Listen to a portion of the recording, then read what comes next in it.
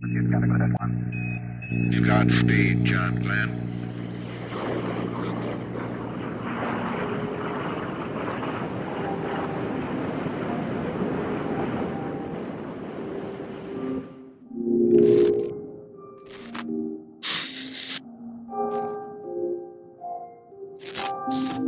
What's up, world? Welcome to the Museum TV. I'm your host, Sanaal, and as always, we got to thank you guys for keeping up with us. Please make sure to continue to do so by subscribing to our YouTube channel, following us on all our social media platforms at the Museum TV, and also checking us out at TMTV.world, where you can find a variety of things such as our directory that consists of all our videographers, photographers, anything you might need to get started on your next project. So as you guys know, being fly has always been one of society's necessities. I mean, who doesn't like looking fly? Only thing anyone can ever really think of is how expensive it can be from time to time, but that isn't for you guys to stress about because we decided to bring DeAndre from HS Vintage in the building today. How are you? I'm good. Museum TV, how y'all doing? Good, how are you? Good. Feeling good? Yeah, feeling good. Feel good to be here. It's good to have you back. Yeah. So, we just mentioned how expensive being fly can be. The nice thing about vintage clothes specifically is you can still kind of keep yourself up and not really have to break the bank. And you've been doing a really good job by judging the value of that in this culture specifically. Yeah, most definitely. And this has been a thing for years, but it still seems to be overlooked. So if you can kind of give us your own background story of how and why you got involved into the whole vintage clothing realm. Yeah, most definitely. So I pretty much was always into these type of clothing, whether it's your polos, your Tommies, all that stuff. As a kid, in middle school, whatever. I get to college and it was more of a situation of, your boy having no money, and it's hard to really buy that stuff, So I remember one day I was trying to look around and see, I had heard about thrifting. I forgot, one of my friends had told me a bit, way back, checking out a Goodwill. And funny because we all used to laugh at people who used to shop at Goodwill back in the day. But I remember I had looked one up and then saw that there was one near me.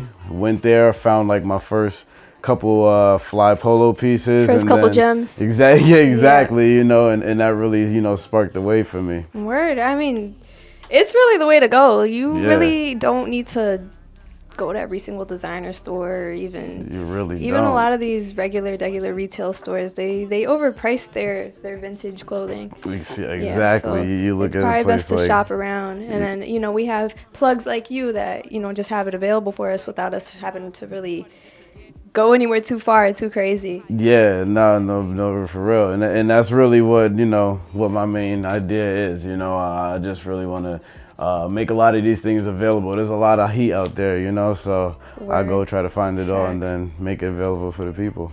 And the thing we love about you is how you've taken vintage clothes and have really defined what it means to the culture specifically.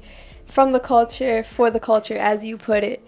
What is the biggest takeaway you want people to run with when they deal with HS Vintage? Yeah, and that's a good question too. And that's one that I'm really passionate about when it comes to what I'm doing with vintage, because the main thing about it is that I got into it because, I'm from all that,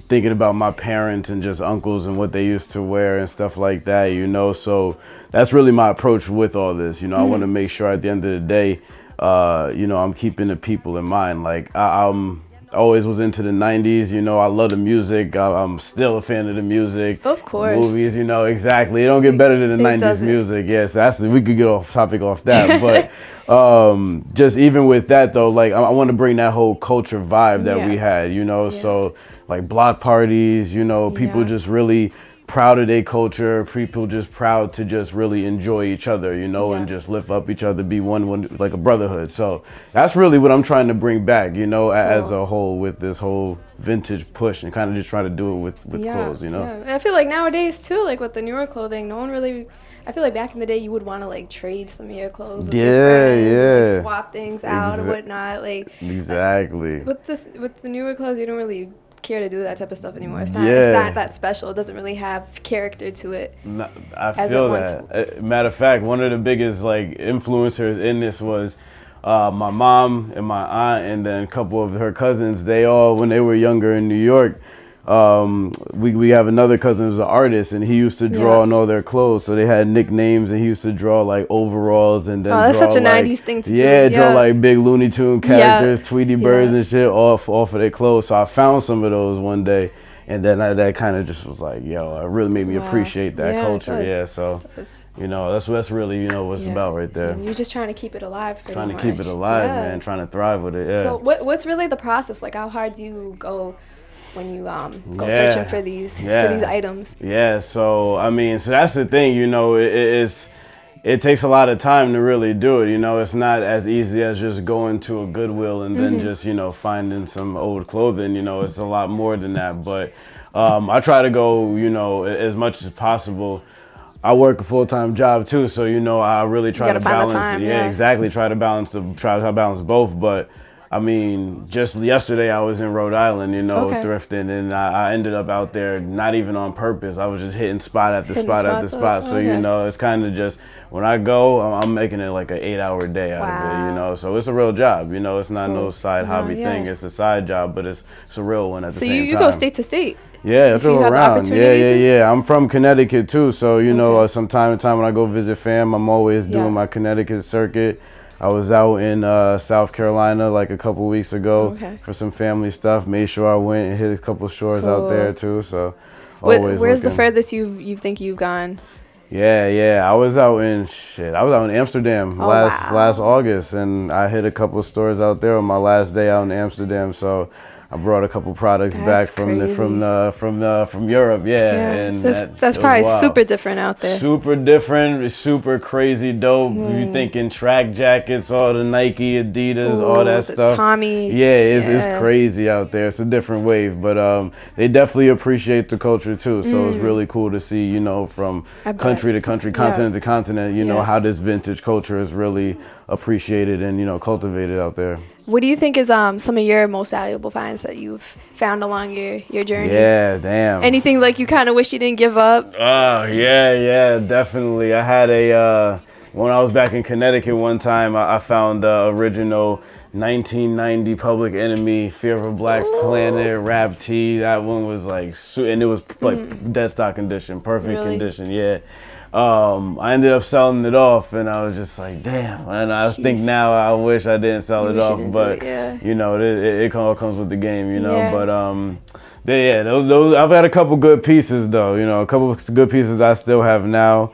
You know, some real old Celtic stuff that I found out here that, you know, stuff from like the 80s, early 80s. In this market exactly. And especially with our boys, you know, about to turn up next season. So it's really about to get popping there. So I'm definitely, you know, you definitely can find some cool stuff out here for sure. Cool. And how can people go about purchasing HS Vintage?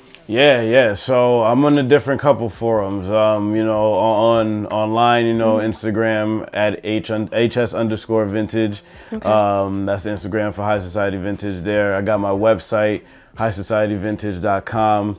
I also sell through a store, Thrive Exchange on Newberry Street, so you can check them out as well. And then, I mean, anytime we got a pop-up going, I honestly have set my apartment in Dorchester up as a little store too. So I'm always taking appointments and always trying to be available to people to buy stuff. You know? Are you uploading photos of all your new pieces every time you get them, or you just So see, and that's the part of it, you know, and coming with making this a job, you know. So it takes just as much time, you know, in terms of finding stuff than to actually getting time to organize, take photos of all the things as well. So I try to do that, you know, the day of whenever I get stuff. But you know, I've always got a bunch of stuff kind of like on the back order that needs to still get processed, that's in the queue. So we always got stuff going on, you know, always got stuff in inventory. So definitely be pushing more stuff out there though. That's so cool that you're doing that, and it's definitely something different for the city as well. That's why, I mean, and that's one thing that really, you know, really, it's like kept me going, you know, around here, is that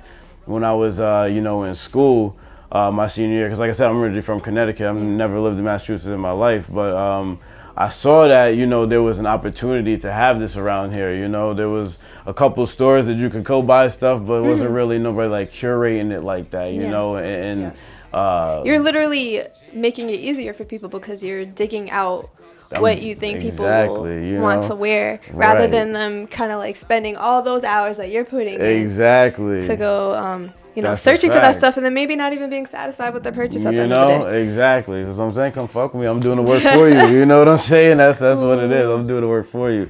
So it's just as simple as that, you know, and I try to look out for everybody, try to have a little bit for everything. So, you know, hopefully we keep it going, you know. Yes. Any shout outs before we wrap this up? And also, where can people find you? Once again. Good question. So yeah, I mean, just shout out to One Museum, shout out to you, Guru, for you know, holding it down. Appreciate all y'all and what y'all are doing.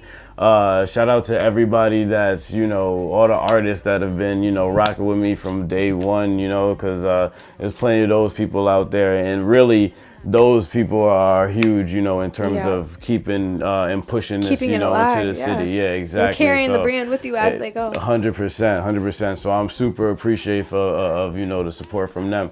Also, you know, I'm gonna shout out my people at Art Plug too, because they definitely hold it down too, and that was shout out to them, because that was one of the first events that I did out here in the city. That I remember that. That's where we actually met. Exactly. So, you know, and that was way back. And they have something coming up too. On the third, so like next week. So check that out for sure. But definitely, you know, and then you know, everybody else, like the people. At the end of the day, this is what I do it for, you know, and that's what keeps this shit going. So I appreciate all them. Appreciate my partner Trey Black. He's my homie that does this with me as well. So yeah, we got more things coming soon. Keep it simple. Cool. Thank you for coming by. I appreciate y'all. Thank you for having me.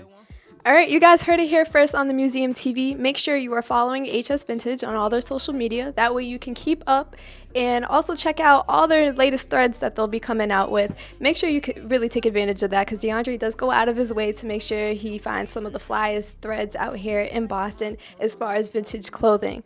Also, be sure to make sure you subscribe to this YouTube channel, give us a thumbs up, thumbs down, and follow us at all our social media on the Museum TV. Also, check out TMTV.world as always. Once again, I'm Guru Sanaal. This is Boston's premiere vlog.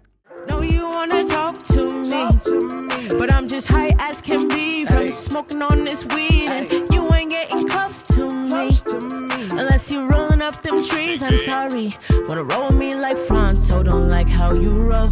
You be trying to match, I'd rather smoke on my own. Wanna roll me like Fronto, you say you don't smoke, but round here we only smoke on big bitch dope. Say you ain't trying to smoke with me. Hey, it's Noble, creator of the Museum TV, and I just wanted to thank you for tuning into Boston's premiere vlog. If you liked this video, please leave us a like, comment, and subscribe to this channel. I'll leave a few other videos around here for you, just so you can see how we're exhibiting the culture stories.